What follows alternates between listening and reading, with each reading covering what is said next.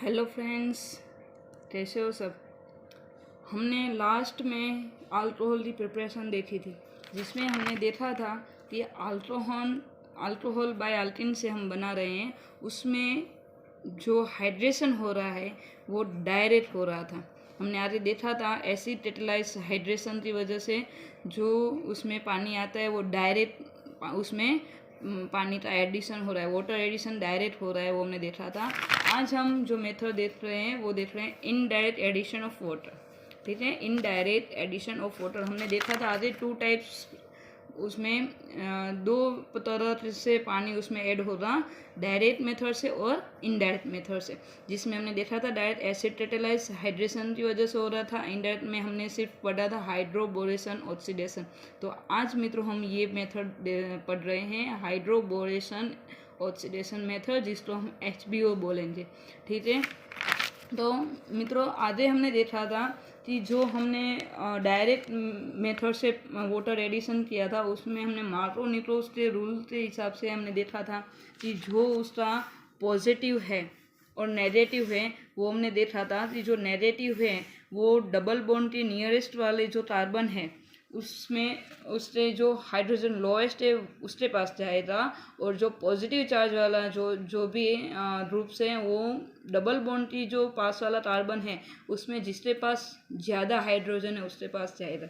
वो हमने Marco निक्लोस rules के द्वारा देखा था, और उसके मैकेनिज्म्स भी हमने देखी थी कैसे उसमें पानी ऐड हो रहा है। अब हम देखेंगे इनडायरेक्ट एडिशन ऑफ वाटर।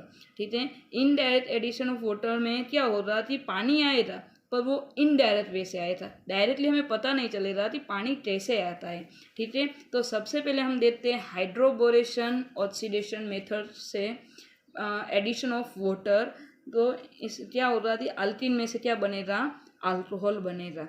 ठीक है, अल्किन में से अल्कोहल बनने की जो दो मेथड है वो हम कर रहे हैं। आप सबको याद करवा दूं, आगे हमने किया था डायरेक्ट मेथड, अब देख रहे हैं इनडायरेक्ट मेथड।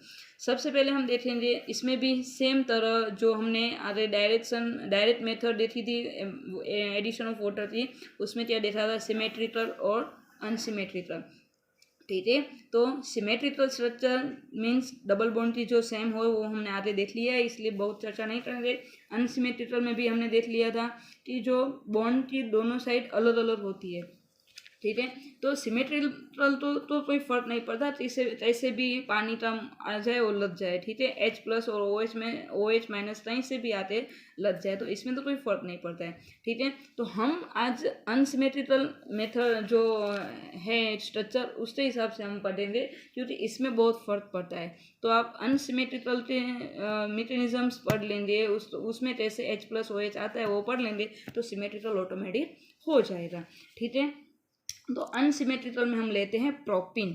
क्या करना है, प्रोपिन में हमें जो डबल बॉन्ड है उसमें से कोई भी एक बॉन्ड, ये पाई बॉन्ड है, वो ब्रेक करना है, और उसकी जगह पे क्या डालना है, हमें H+ और OH-। ठीक है, क्या डालना है, H+ OH-, मीन्स उसमें हमें वाटर ऐड करना है। पर यहाँ पे वाटर आता कैसे, तो इनडायरेक्ट वे से आता है, इसमें पानी डालते नहीं है। जैसे हमने आगे देखा था कि यहाँ पे हम H2O ऐड कर रहे हैं, हाइड्रोनियम बन रहा है, बाद में H2O आ रहा है, उसमें से H+ OH- निकल रहा है, जा रहा है। ठीक है, तो यहाँ पे ऐसा कुछ नहीं होगा। यहाँ पे क्या होगा कि जो BH3 एसिड है उसमें से हम H+ मिलेगा। ठीक है, इनडायरेक्ट वैसे हमें पता नहीं चलेगा कैसे आता है, तो हम मैकेनिज्म से बात देते हैं। पर पहले आप इतना समझ लो, तो इस तरह का तो स्ट्रक्चर होगा कि प्रोपिन है उसका बॉन्ड टूटेगा। ठीक है, डबल बॉन्ड है उसमें से एक बॉन्ड टूटेगा, और उसके जगह पे क्या आएगा, तो H+ और OH-। तो यहाँ पे ये दोनों इनडायरेक्टली आता है। पहले BH3 जो एसिड है उसमें से H+ आ जाएगा, और H2O2 है उसमें से क्या आ जाएगा, OH-। ठीक है, तो ये इनडायरेक्ट वे से इसमें ऐड हुआ।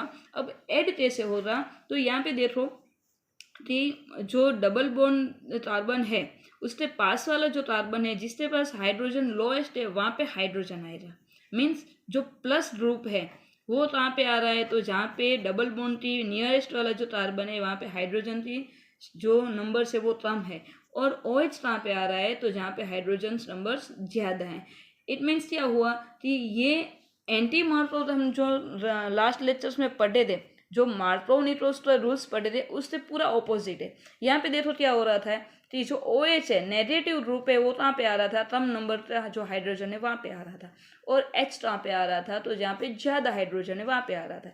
पर यहाँ पे क्या हो रहा है, यहाँ पे पूरा ऑपोजिट हो रहा है, जो पॉजिटिव है वो कम नंबर पे आ रहा है और जो नेगेटिव है वो ज़्यादा नंबर पे हाइड्रोजन पर जा रहा है। ठीक है, तो इसको बोलते हैं हम एंटी मार्कोव निट्रोस रूल्स, जो पूरा उससे ऑपोज है। ठीक है, तो यहाँ पे बनेगा 1 डिग्री अल्कोहल, यहाँ पे क्या बनेगा 1 डिग्री अल्कोहल। मार्कोव निट्रोस रूल्स के हिसाब से वहाँ पे बनता था, क्या बनता था 2 डिग्री अल्कोहल बन रहा था, अब यहाँ पे बनेगा 1 डिग्री अल्कोहल। ठीक है, अब वो कैसे होता है, किस तरह से होता है, वो मैकेनिज्म्स में देखेंगे, पर यहाँ पे इतना स्ट्रक्चर समझ लो कि जो हमारा प्रोपीन है उसका बॉन्ड टूटेगा, उसके अंदर H+ और OH- इनडायरेक्टली आएगा, BH3 से H+ आएगा और H2O2 से OH- आएगा, आते वो कहाँ पे जुड़ेगा, तो जहाँ पे जो डबल बॉन्ड है उस पर जो कम हाइड्रोजन नंबर है उसके पास प्लस ग्रुप जुड़ेगा, और जिसके पास ज़्यादा हाइड्रोजन है वहाँ पे माइनस ग्रुप जुड़ेगा। ठीक है, इसको बोलते हैं एंटी मार्कोव निट्रोस लॉ। ठीक है, आगे बढ़ते हैं, पढ़ते हैं उसके मैकेनिज्म्स। अब कैसे होगा, सबसे इम्पोर्टेंट ये पोर्शन है उसके मैकेनिज्म्स में कि वो कैसे होगा, किस तरह से आएगा। तो देखो ये वाला प्रोपीन का स्ट्रक्चर है, उसमें प्लस BH3 हो रहा है, मीन्स यहाँ से क्या आएगा H+ आएगा। कैसे आएगा, किस तरह से आएगा वो हम देखते हैं। तो ये देखो ये प्रोपीन, इस स्ट्रक्चर को मैंने कुछ इस तरह से लिख दिया है, पहले प्रोपीन है उसके नीचे मैंने लिखा है BH3। तो यहाँ पे देखो BH3 में क्या होता है कि एक जो PH स्ट्रक्चर है वो PZ स्ट्रक्चर है वो खाली पड़ी हुई, जैसे तो BZ का आपको स्ट्रक्चर पता है, उसकी B की इलेक्ट्रॉन उसका 5 नंबर बोरॉन है, और उसका इलेक्ट्रॉन जो वैलेंसी इस तरह से भरते हैं तो 1s2 2s2 और 2p1। ठीक है, तो यहाँ पे 2s होगा और यहाँ पे 2p होगा। भी यहाँ से एक इलेक्ट्रॉन है इसका, वो निकल के यहाँ पे जाएगा। ठीक है, तो 3 हो रहा है, तो ये तीनों में क्या आएगा, हाइड्रोजन आएगा।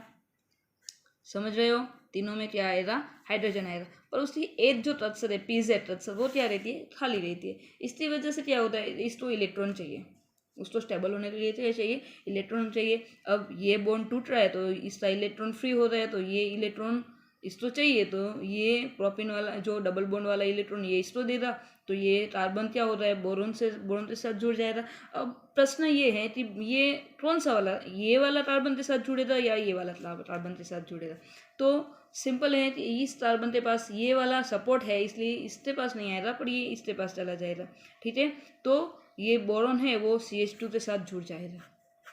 ठीक है, अब क्या होगा कि जैसे ही ये जुड़ गया तो ये कार्बन है वो केटायन हो जाएगा, पर यहाँ पे ऐसा नहीं होता है। समझना, ध्यान से समझना मित्रों, यहाँ पे ऐसा नहीं होता है। क्यों, क्योंकि जो बोरॉन के साथ हाइड्रोजन जुड़ा हुआ है वो अपना इलेक्ट्रॉन्स लेते कहाँ पे चला जाएगा, जो बॉन्ड के पास वाला कार्बन है उसके पास चला जाएगा। तो देखो क्या हो जाएगा, ये वाला यहाँ पे गया तो ये CH2 हो गया। ठीक है, ये वाला कार्बन CH2 है, उसके पास बोरॉन अपने 2 हाइड्रोजन लेते चला जाएगा। अब आगे क्या होगा, सेकंड क्यों ये होता है लुईस एसिड की वजह से। ठीक है, क्योंकि उसके पास एक स्ट्रक्चर खाली पड़ी हुई है। अब आगे बढ़ेंगे तो आगे क्या होता है, ये सेम स्ट्रक्चर फिर से हम रिपीट कर लेते हैं, तो CH3 CH2 CH2B यहाँ तक हम आ गए हैं। ठीक है, देखो अब क्या होगा, अब फिर से एक और प्रोपीन आ जाएगा, उसके पास क्या आएगा, फिर से एक और प्रोपीन आएगा, तो फिर से वही प्रोसेस हुई, क्योंकि अभी भी इसके पास लुईस एसिड के पास अभी भी उसकी स्ट्रक्चर खाली, उसकी जो है स्ट्रक्चर वो खाली पड़ी हुई है। तो वो क्या करेगा, फिर से उसको अभी भी इलेक्ट्रॉन चाहिए, उससे बूथ मिटी नहीं है, तो क्या करेगा, तो इसका जो इलेक्ट्रॉन्स है ये बॉन्ड टूटेगा और ये जो इलेक्ट्रॉन्स है उसके पास आ जाएगा। अब क्या होगा, ये इलेक्ट्रॉन इसके पास आएगा तो ये कार्बन और बोरॉन के बीच बॉन्ड बन जाएगा, और ये हाइड्रोजन अपना इलेक्ट्रॉन लेते इसके पास आ जाएगा। ठीक है, तो स्ट्रक्चर किस तरह से होगा, इस तरह से स्ट्रक्चर बन जाएगा। देखो ये पूरा इस तरह से सेम ही बचा, उसके पास अब एक ही हाइड्रोजन बचा, तो एक हाइड्रोजन और उसके साथ क्या जुड़ जाएगा, तो ये प्रोपीन है वो प्रोपीन बनकर उसके साथ जुड़ जाएगा। अभी भी बोरॉन के पास 8 है, अभी भी उससे बुत मिटी नहीं है, तो क्या करेगा, अभी और प्रोपीन ग्रुप आएगा उसके पास। ठीक है। तो फिर से वही प्रोसेस होती, ये वाला मैकेनिज्म, ये वाला उसका बॉन्ड है वो टूटेगा और बोरोन के साथ बॉन्ड बनाएगा, ये हाइड्रोजन अपना इलेक्ट्रॉन लेते इस कार्बन के पास आ जाएगा। तो इस तरह से क्या हो रहा, तो CH3 CH2 CH2 कितने हो रहे हैं, 1 2 3, कितने हो रहे हैं, 1 2 3 हो रहे हैं। तो ये ट्वाइस करते 3 लिख देते हैं, उसके साथ कौन सा ग्रुप जुड़ा, बोरोन जुड़ा। तो फ्रेंड्स क्या हो रहा है यहाँ पे, 3 प्रोपेन हो रहे हैं, बोरोन हो रहे हैं, उसके साथ अब आएगा H2O2, ठीक है। तो इसको मैं कुछ इस तरह से लिख देती हूँ, ये देखो प्रोपेन कितने हुए 3, उसके साथ बोरोन, और ये H2O2 है, उसको मैं इस तरह से कुछ लिख देती हूँ, ठीक है। तो ये हो रहा है। अब क्या करना क्या है दोस्तों, एकदम सिंपल है, इजी है। देखो यहाँ से सीधा हम बॉन्ड तोड़ेंगे, ठीक है। तो ये वाला है, ये इसके साथ जुड़ जाएगा और ये वाला इसके साथ जुड़ जाएगा, ठीक है। पर यहाँ पे क्या करना है, ओके फ्रेंड्स, तो चलते हैं आगे। क्या हुआ कि यहाँ पे हो गया, तो यहाँ से ये ऐसे ही टूटेगा और ये वाला इसके साथ जुड़ जाएगा, ये वाला इसके साथ जुड़ जाएगा। तो होगा क्या, देखो यहाँ पे ऐसे ही प्रोपेन आ जाएगा, ठीक है, जिस तरह से इस तरह से। अब ये OH वाला जो बॉन्ड है, तो ये वाला बॉन्ड टूटता है, तो इसके साथ क्या जुड़ेगा, अब OH जुड़ जाएगा, ठीक है।